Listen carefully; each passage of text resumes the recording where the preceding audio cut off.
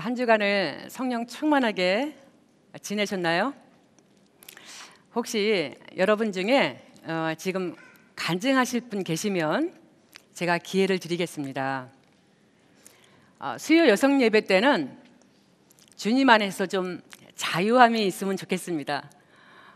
사실 저도 그리 이렇게 스판테니어스 하지 못해요.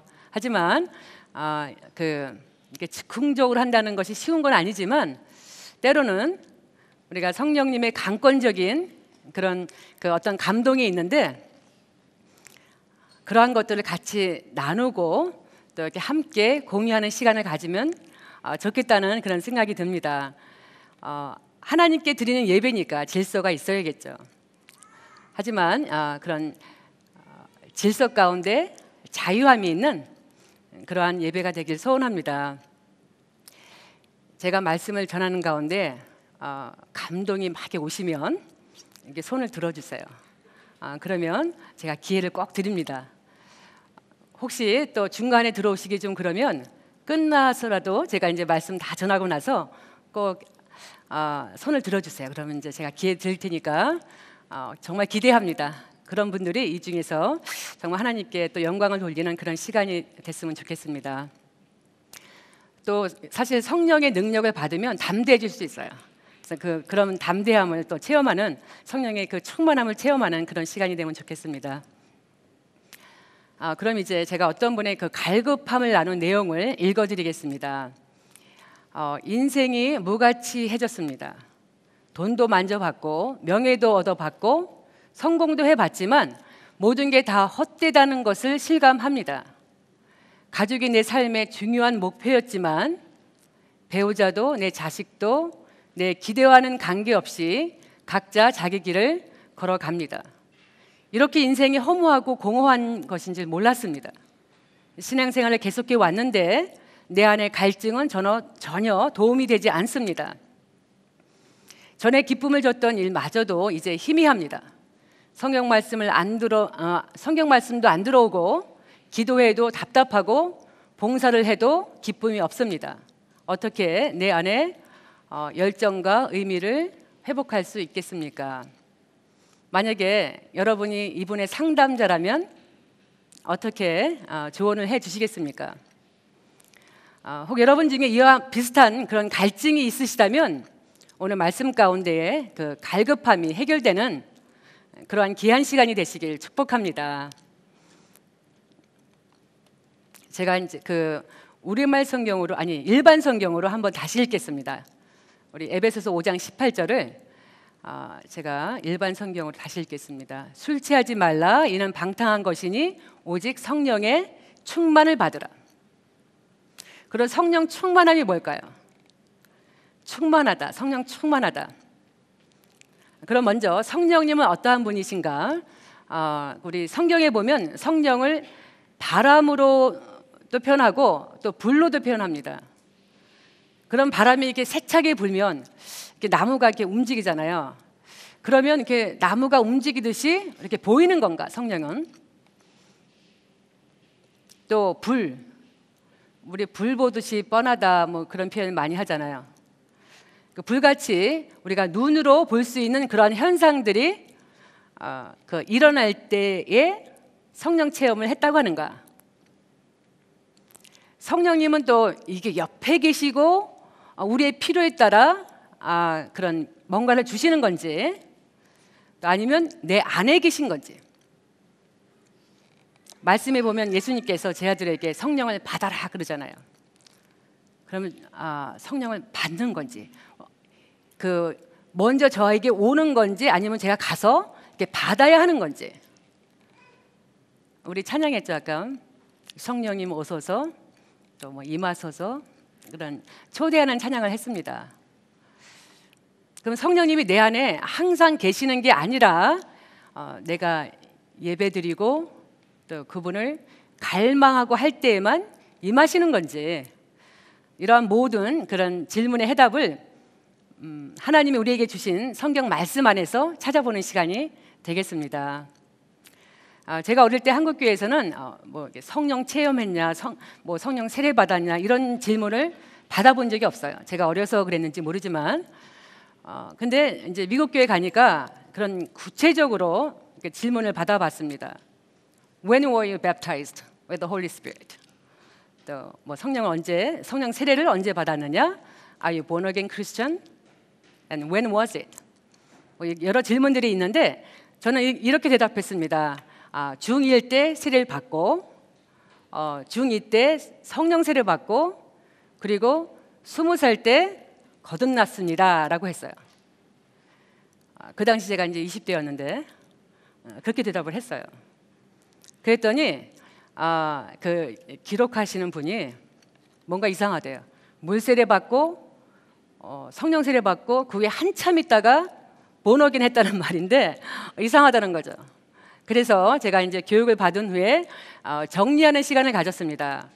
거듭난 것은 중학교 때 받은 거고 이미, 그리고 20살 때에 제가 이제 하나님께 rededicate, 다시 정말 새롭게 하나님께 헌신하는 그런 마음으로 결단한 거죠.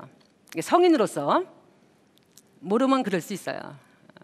경험을 하고도 그 부분에 대해 누가 자세히 설명해 주는 사람이 없으면 경험을 하고도 모를 수 있습니다. 그래서 우리는 그런 그 애매모호한 이런 모든 부분들을 성경 말씀으로 검증하며 같이 정리하는 시간을 가지면 좋겠습니다.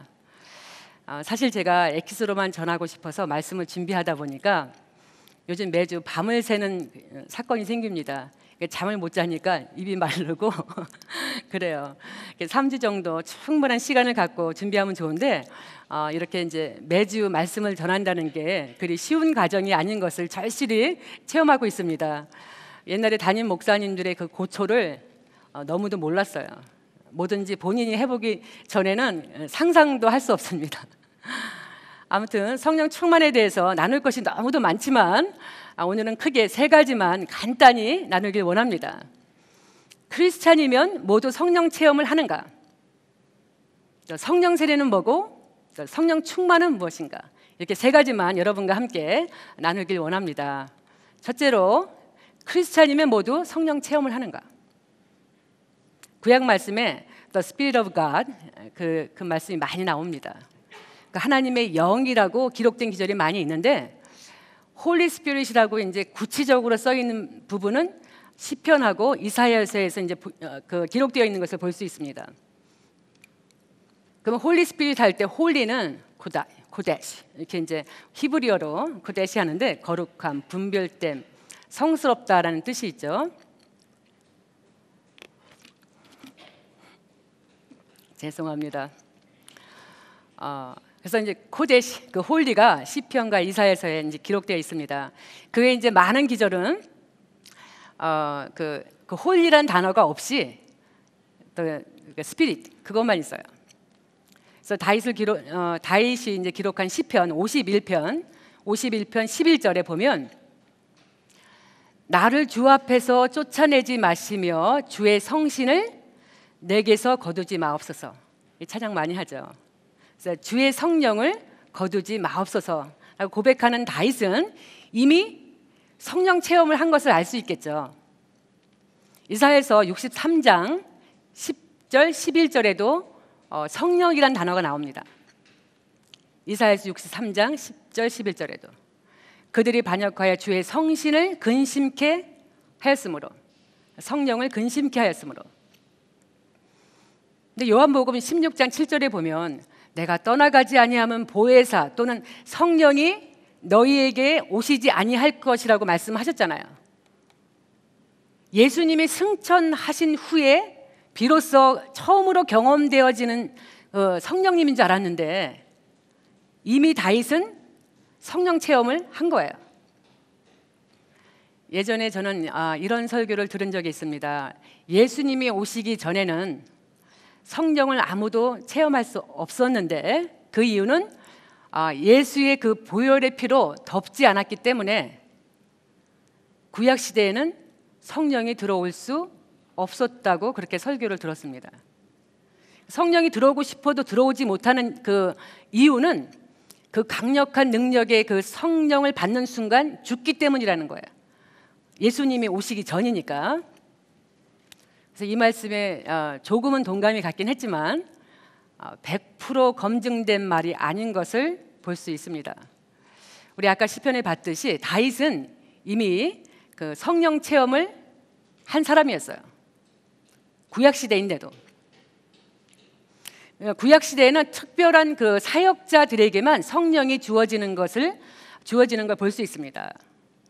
구약 시대에 성령은 그 거룩한 일을 맡은 사람들에게 특별히 임하셨어요.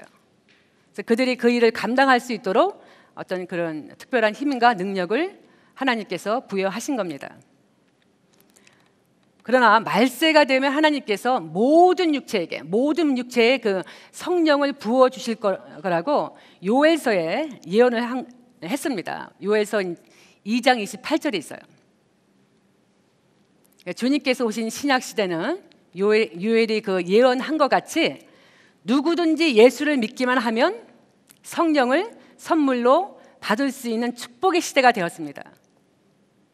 그래서 성경을 전체적으로 보면은 창세기부터 말라기까지는 하나님 아버지께서 친히 역사하시는 그 성부 시대로 볼 수 있고, 그리고 예수 그리스도가 이 땅에 오셔서 말씀이 육신이 돼요. 이 땅에서 사역하신 그 성자 시대. 그리고 예수님께서 십자가에 죽으시고 부활하셔서 40일 동안 이곳에 계셨잖아요. 이곳에 계시고 승천하신 후에 열흘 만에 성령 강림 사건이 있습니다. 성령 강림 날을 오순절이라 그러죠. 10일을 한 순으로 해서 5번이니까 그래서 오순절이라 부릅니다. 그리고 77절이라고도 불러요. 77절. 77이 49. 그래서 7번의 안식일을 지냈다 해서 77절이라고 또 부릅니다. 그 이스터 선데이 부활절을 기준으로 그래서 77절, 또 오순절, 성령 강림절, 또 그 보리 맥추절, 보리 맥이고 추수할 출장 그런 것 같아요. 그래서 그 한 6월쯤에 우리는 가을에 뭐 이렇게 추수하잖아요. 추수감사절이 있는데 이스라엘 백성들은 6월에 이렇게 감사절이 있습니다. 그래서 그 네 가지가 같은 날입니다. 그래서 그때 오순절부터 이제 성령의 시대가 열리게 됩니다. 그러니까 성령 하나님은 창조 때부터 계셨습니다. 그 당시에는 하나님이 선택하신 그 특정한 사람에게 성령이 임했는데 예수님이 승천하시고 그 후부터는 거듭난 사람들에게는 거듭난 모든 크리스찬들에게는 성령이 임했다는 것을 알 수 있죠. 두 번째로 성령 세례에 대한 개념인데요. 성령 세례에 대해서 사람들마다 조금씩 다르게 표현이 되어집니다. 성령 세례. 어느 교회는 겉으로 보여지는 어떤 현상이 일어났을 때에 성령 세례를 받았다고 합니다. 그 근거는 사도행전 2장 3절로 4절에 그 성령이 강한 바람 같은 그런 소리와 불의 혀같이 갈라지는 것이 저에게 보여 각 사람 위에 임하는데 방언으로 말하기 시작했고, 이 말씀을 가지고 어느 겉으로 일어나는 현상을 경험해야만 성령 세례를 받았다라고 합니다. 근데 마태복음 3장 11절을 보면은 마태복음 3장 11절에 세례 요한은 다음과 같이 이렇게 예언을 합니다.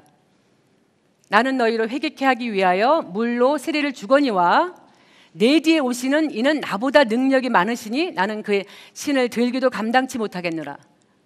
그는 성령과 불로 너희에게 세례를 주실 것이요. 이 말씀을 보면 물 세례가 먼저 있고 그 다음에 성령 세례가 나중에 있는 것 같이 보입니다. 사실은 사람마다 경험이 달라요. 성령 세례를 먼저 받을 수 있고 그 다음에 물 세례를 나중에 받을 수 있습니다. 그 말은 어떤 A라는 사람이 예수 그리스도를 내 구주로 시인하지 않았고 복음에 대해서 몰라요. 복음에 대해서 모르는데 이제 부흥회를 이제 친구를 따라 갔습니다. 근데 설교 가운데 자신이 죄인이라는 것을 깨닫게 되고 회개하는 시간을 가져요. 그때 성령의 강력한 바람이 불면서 그 자리에 있던 모든 사람들이 방언을 하게 됩니다. 그러면 그 A라는 사람은 그 덩달아 같이 받는 거죠. 물세를 받기 전입니다. 그러니까 성령 세례를 먼저 받을 수도 있는 거예요. 물세를 받기 전에. 제가 이제 방언을 가지고 성령 세례라고 하는 건 아닙니다. 네, 그 부분은 나중에 나눌게요. 그래서 때로는 물세례, 성령 세례 그러한 모든 것을 이제 거의 동시에 받을 수 있습니다. 예수님도 물세례 받으신 후 이렇게 성령이 임했잖아요. 그래서 성령 세례를 언제 받았냐의 그 물음에 확실히 대답할 수 있는 사람도 있지만 그렇지 못한 사람도 있습니다. 그래서 어떤 목사님들은 성령이 임한 것과 성령 세례와 다르다고 구별을 짓는 경우도 있습니다. 저는 어느 것이 맞다 틀리다를 얘기하는 것은 아닙니다. 무슨 방언을 이제 받았다든지 예언을 한다든지 하는 그러한 보여지는 현상을 이제 성령 세례라고 주장하는 목사님들 또 교파도 있는데 그것 또한 제가 이제 틀렸다고 얘기하는 것은 아니고 방언은 성령 세례라기보다는 성령 은사라고 보는 게 적합하지 않나 그렇게 생각합니다. 성령 은사는 성령 세례 받은 결과로 나타나는 그런 현상으로 이 또한 거의 동시에 일어날 수 있어요. 그래서 이제 이거는 이거다라고 분명하게 구분을 짓지 못할 수가 있는 겁니다. 저의 경험상 그래요. 그래서 고린도전서 12장에 보면 은사는 여러 가지나 성령은 같고 각 사람에게 성령의 나타나심을 주심은 유익하게 하려 합니다. 고린도전서 12장에 있습니다. 그래서 방언으로 이렇게 나타나는 사람도 있지만 또 성령에 따라 지식의 그 말씀으로 또 성령으로 믿음도 은사예요. 이렇게 각기 다른 모양으로 은사가 나타납니다. 우리 고린도전서 12장 13절을 같이 읽겠습니다. 우리 그 일반 성경으로 고린도전서 12장 13절.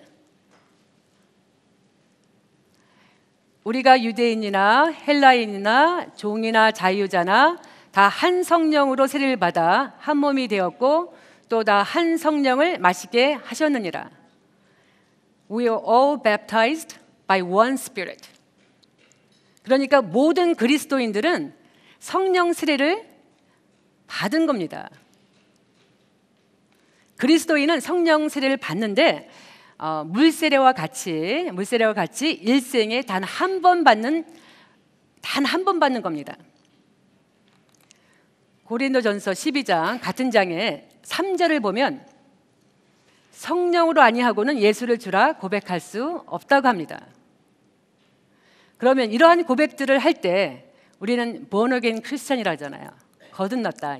예수님을 나의 구주로 영접할 때에 거듭나는 삶을 살게 됩니다.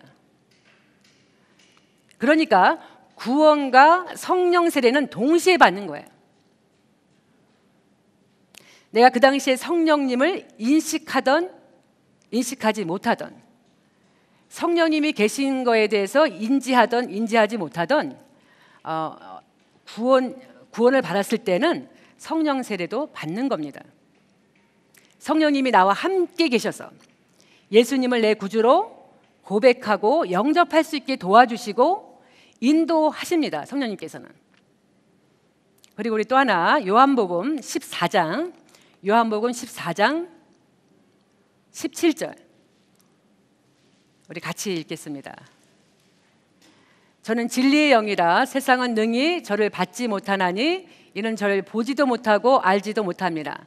그러나 너희는 저를 아나니 저는 너희와 함께 거하시며 또 너희 속에 계시겠습니다. 너희와 함께 거하시고 너희 속에 계시겠다고 하십니다. 그래서 함께는 그리스 말로 파라. 우리 페라철치라는 얘기 많이 듣죠. 파라. 그리스, 헬라어, 그리스어 다 같은 말이죠. 우리 코리안, 한글, 조선어 다 같듯이 그리스, 그리스어 또 헬라어 다 같은 말입니다. 그래서 함께는 헬라어로 파라, 그 P-A-R-A, 파라. 파라인데 이 뜻은 beside, 우리 곁에 계신다는 거죠. 그리고 너희 속에는 헬라어로 n이에요. 간단하죠? en, n. 그 n이라고 표현하는데 너희 속에 계시겠다고 하십니다. 이처럼 성령은 우리 곁에 계시기도 하고 또 우리 안에 들어와 계시는 것을 알 수 있습니다. 좀 더 자세히 말한다면 성령은 나와 함께 하시고 파라. 그래서 함께 하셔서 죄를 시인하게 하고 나를 예수 그리스도께로 인도하시는 겁니다. 그리고 내가 예수 그리스도를 영접한 순간 성령께서는 내 안에 들어오셔서 거하십니다. 들어오셔서 거하십니다. 그래서 모든 거듭난 크리스찬 안에는 성령이 임재하고 계신 것을 알 수 있는 거죠. 그래서 예수 그리스도가 우리의 죄를 속죄할 수 있다고 계시하여 주신 것도 성령이에요. 또 예수를 나의 주로 받아들일 수 있도록 확신시켜 주신 분도 성령이십니다. 그러므로 우리가 예수를 나의 주로 받아들였던 순간 성령께서는 우리 안에 들어와 임재하고 계십니다. 이것이 성령의 내주하심, 즉 N의 상태인 겁니다.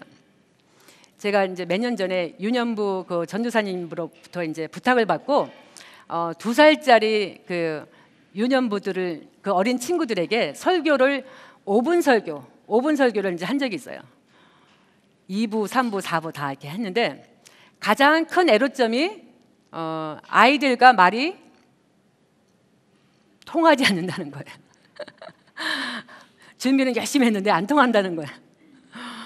그래서 이제 모든 말을 이제 아이들의 그 알아들을 수 있는 수준까지 이렇게 낮춰서 하는 거죠.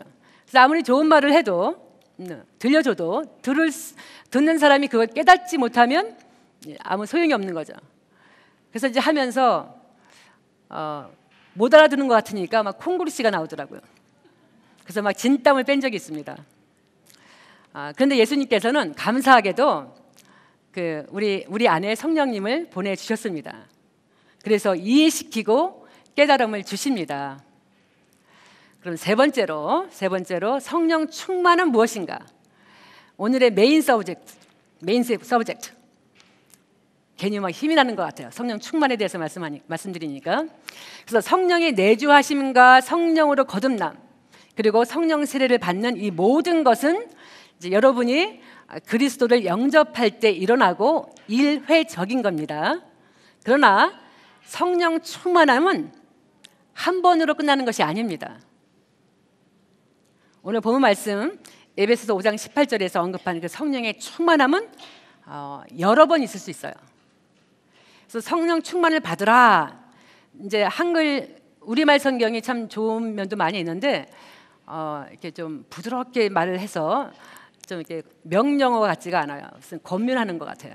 근데 사실은 be filled가 충만을 받으라 그 말씀이 명령어로 되어 있어요. 명령어로 imperative.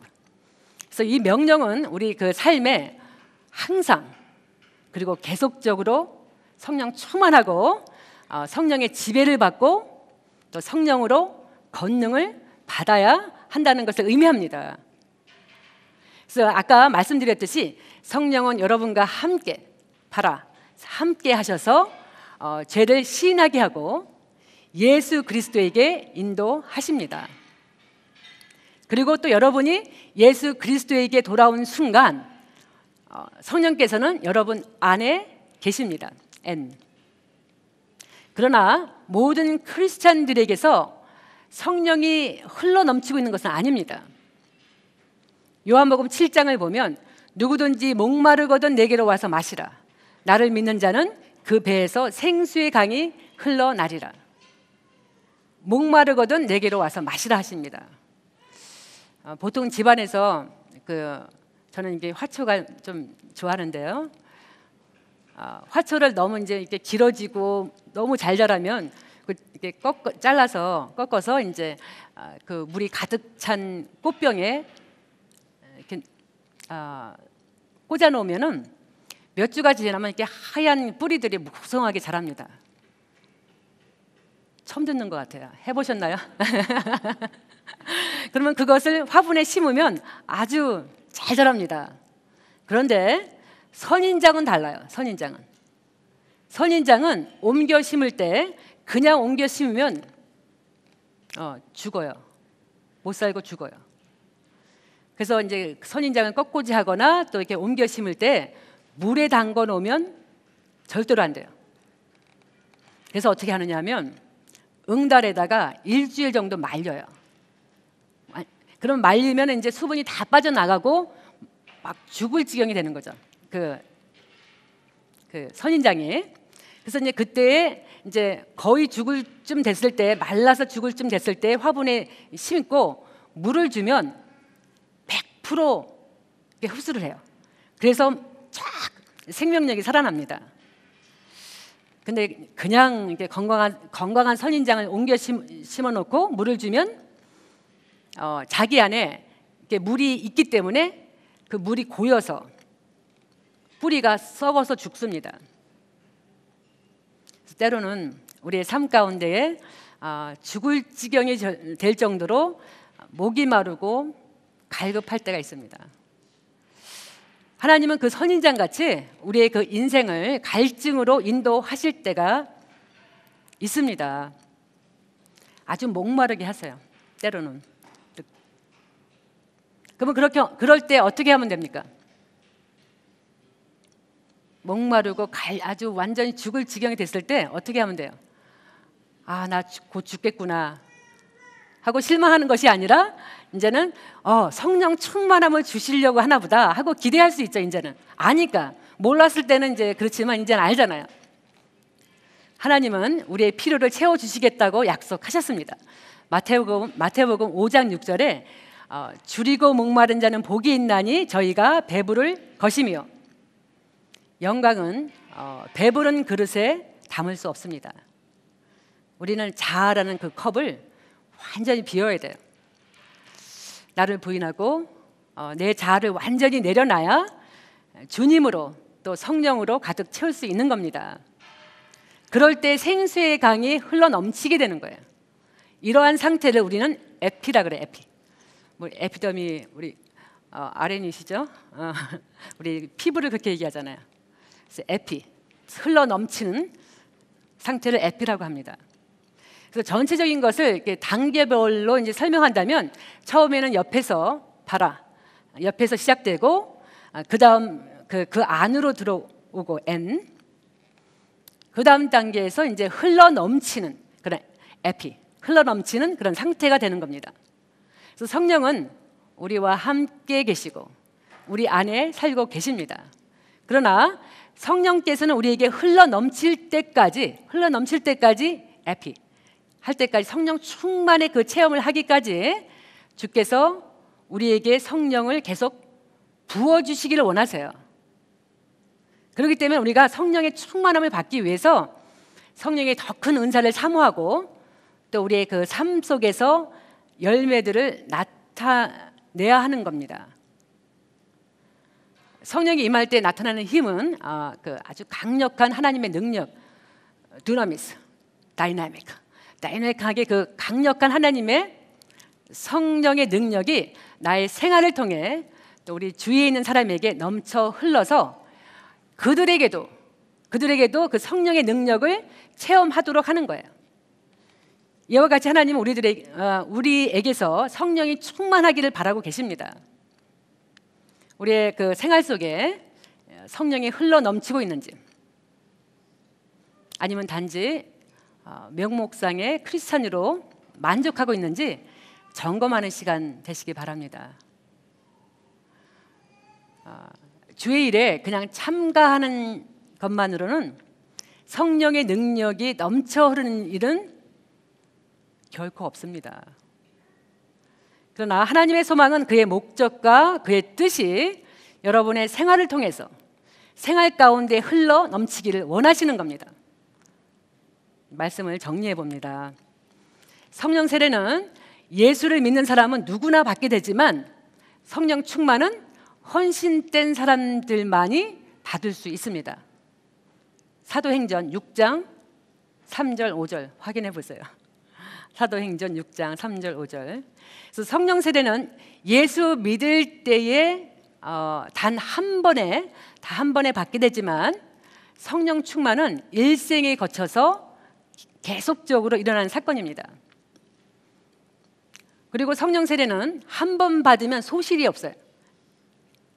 그런 소실되는 일이 없지만 성령 충만은 그 성령을 근심케 할 때에 소멸될 수 있습니다. 성령의 감동을 이렇게 불 끄듯이 이렇게 막을 수 있다는 거예요. 그래서 성령 세례는 믿을 때 일어나지만 성령 충만은 이미 믿은 성도들에게 죄를 이길 수 있는 힘을 주시고 또 복음을 전할 수 있는 능력을 주세요. 삶 속에서 또 이렇게 성령의 열매를 맺도록 만들어 주십니다. 그래서 성령 충만은 성령의 열매, 사랑, 기쁨, 자비, 양선, 충성, 온유, 절제 그런 열매로 나타납니다. 그래서 성령 충만을 받으면 죄의 거부감을 느껴요. 어떤 죄를 짓고도 거부감을 느끼지 않는다는 것은 성령 충만해 본 적이 없는 거예요. 성령이 없을 수도 있는 거예요, 사실은. 그래서 거부감을 느끼게 하고 죄에서 멀리 떠나게 합니다. 그리고 하나님의 말씀에 순종하게 만들어줍니다. 우리는 성령 충만하지 않으면 죄에 대해 승리하거나 또 이렇게 자원해서 하나님께 순종할 수 없습니다.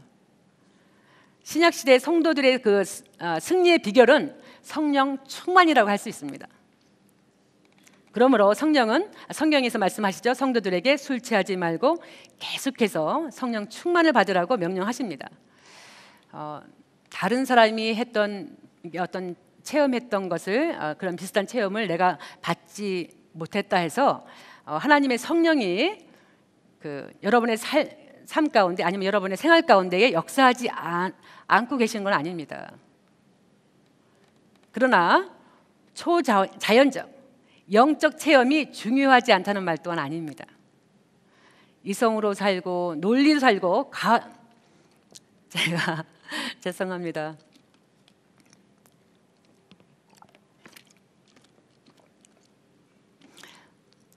어떤 그런 경험하는 시대에 살고 있잖아요, 우리가. 내 힘으로. 그런데 이제 내 힘으로 할 수 없는 또 다른 세계가 있다는 것.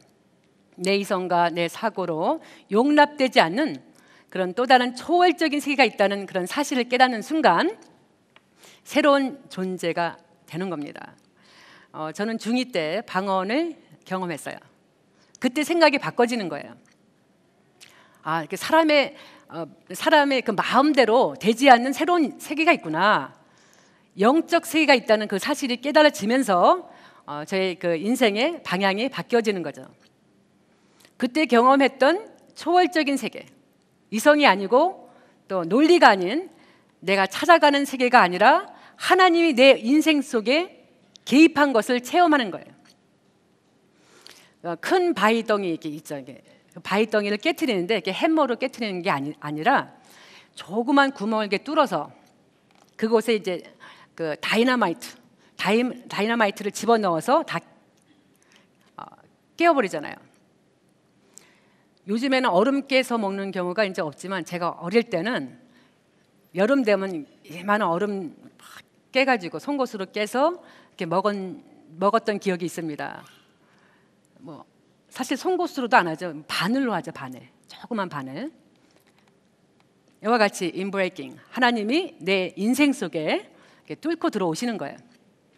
작은 사건이지만 방언이라고 하는 아주 작은 현상이지만 제 생애가 그때 완전히 바뀌는 거죠. 이게 도대체 뭘까? 이해할 수 없고 설명할 수 없는 그런 초월적인 사건. 이제 많이 방언을 하시니까 그 부분에 대해서 이제 당연하다 생각하시지만 처음 받았을 때는 그랬어요. 그래서 이런 신비적인 사건 앞에 이렇게 서렌더 할 수밖에 없었겠죠. 하나님 앞에. 그래서 현상이란 사건이 사실 중요한 역할을 합니다. 그러나 신비주의와 성령 체험이 다른 점이 뭘까요? 신비주의는 자기가 그걸 경험했다는 것을 강조해요. 난 뭘 경험했다. 뭘 받다. 자기가 하나님이 주권을 가지고 있는 것이 아니라 자기가 주권을 가지고 있을 때는 신비주의입니다. 그러나 성령 체험은 하나님이 왜 이런 환상을 보여주셨을까? 왜 이런 영적 체험을 갖게 했을까? 주권을 하나님께 드리면 그건 성령 체험인 겁니다. 그래서 신비주의는 계속 신비 현상만 강조를 해요. 나는 눈만 감으면 뭐가 이렇게 보이고 또 음성이 들린다. 기도하면 계시를 받는다. 그 부분을 강조를 하는 거예요. 그러나 성령 체험은 이 신비 사건을 통해서 하나님 나라 그 구속 사건이 진행되는 겁니다. 그래서 이것이 본질적인 것인가 아니면 현상적인 것인가 했을 때에 내가 봤다는 것으로 끝나버리면 그것은 현상적인 거예요. 그러나 이 본 사건, 이 경험한 사건을 통해서 그 다음 그 후속 사건으로 이어질 때 그것은 본질인 거죠. 그래서 저는 방언이라고 하는 간단한 현상을 경험하면서 이 사건을 통해서 성령이 계시다는 것을 알게 됐습니다. 그냥 교회를 왔다 갔다 하는 것이 아니라 그 성령을 받아야 산다는 것을 그때 깨달은 거죠. 신앙생활은 이성으로도 하지만 이런 영의 인도하심이 있다는 것을 깨닫는 겁니다. 그럴 때에 다음 단계로 계속 이렇게 이제 성숙히 가는 거죠. 그래서 아까 그 자매님 성공도 해봤지만 모든 게 헛되고 인생의 공허함을 이렇게 나눴는데 이분에게 필요한 것이 무엇일까요? 신앙생활을 계속 해왔다는 말은 예수님을 내 구주로 영접했다는 거죠.